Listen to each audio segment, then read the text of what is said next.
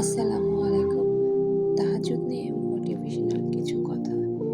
এইভাবে তাহাজ্জুদ পড়ে দেখুন, আজ থেকে আপনার সকল অভিযোগ বন্ধ হয়ে যাবে ইনশাআল্লাহ। রাত ৩টা তাহাজ্জুদের সময় হয়েছে।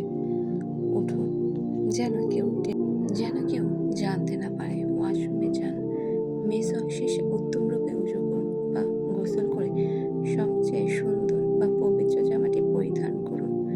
কাউকে দেখানোর জন্য না, একমাত্র আল্লাহর কাছে, আপনার রবের জন্য, আল্লাহর জন্য। চোখে সুরমা লাগান, মাথার চুল আঁচড়ান ও হালাল সুগন্ধি লাগান। নিজেকে উত্তম রূপে সাজান। আজকের এই গোসল, এই সাজ আল্লাহর জন্য, শুধু মহান সৃষ্টিকর্তার জন্য।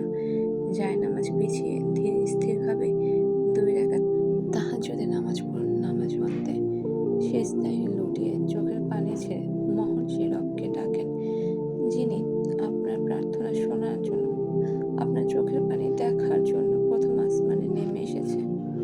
ধৈর্য ধারণ করে প্রশান্তি চিত্তে নামাজের মধ্যে তাকে ডাকতে